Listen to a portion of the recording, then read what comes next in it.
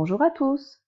Aujourd'hui, nous allons apprendre à déterminer l'ordre de grandeur d'un résultat, c'est-à-dire deviner à peu près le résultat d'une opération sans avoir besoin de la poser. Faisons un essai avec 89 plus 78. Je te propose 3 réponses possibles.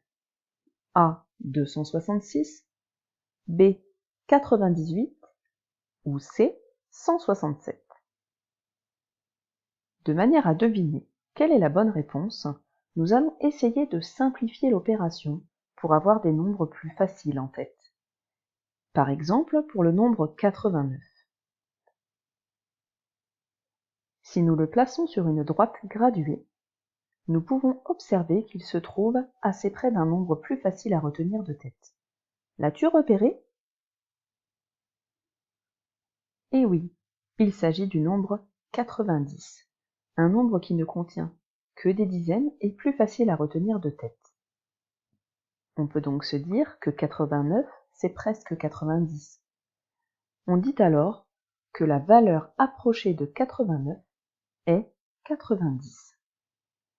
Nous pouvons faire la même chose avec l'autre nombre de l'opération. Plaçons-le sur une droite graduée. Tu peux repérer ici le nombre 78. De quel nombre plus facile à retenir est-il proche? Tu l'as trouvé? Eh oui, il s'agit de 80. Comme tout à l'heure, on peut parler de valeur approchée ou de valeur approximative. 78, c'est presque 80. On peut donc dire que la valeur approchée de 78, c'est 80. Maintenant que nous avons ces informations en tête, voici comment nous pouvons raisonner. On peut maintenant donner un ordre de grandeur du résultat, parce que 89 plus 78, c'est presque la même chose que 90 plus 80. Ici, ces nombres n'ayant que des dizaines, ils sont plus faciles à se représenter dans sa tête. Je te laisse quelques instants pour réfléchir. À quoi peut être égal 9 paquets de 10 plus 8 paquets de 10?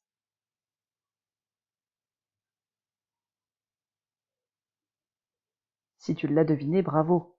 9 dizaines plus 8 dizaines sont égales à 17 dizaines, autrement dit 170. On peut donc maintenant plus facilement trouver la réponse parmi les 3 possibilités du départ. Rappelle-toi, 89 plus 78, c'est presque comme 170. Alors, parmi les 3 possibilités, laquelle vas-tu retenir?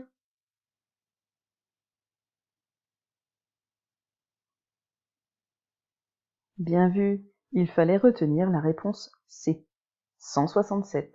C'est elle qui est la plus proche de 170. 170, c'est un ordre de grandeur du résultat. C'est presque comme 167. Nous pouvions éliminer directement la réponse A puisqu'elle comportait 2 centaines, ce qui était beaucoup trop grand par rapport à l'ordre de grandeur que nous avions déterminé. De même, la réponse B ne contient aucune centaine, ce qui était impossible. Tu sais maintenant trouver l'ordre de grandeur d'un résultat sans poser l'opération. Tu vas pouvoir t'entraîner avec d'autres opérations. Cette technique, tu peux l'utiliser également pour faire des soustractions. Il te suffit de rechercher le nombre approximatif le plus proche. En général, on va sélectionner un nombre qui ne contient que des dizaines. 10, 20, 30, 40, etc. Je te souhaite bon courage et à bientôt!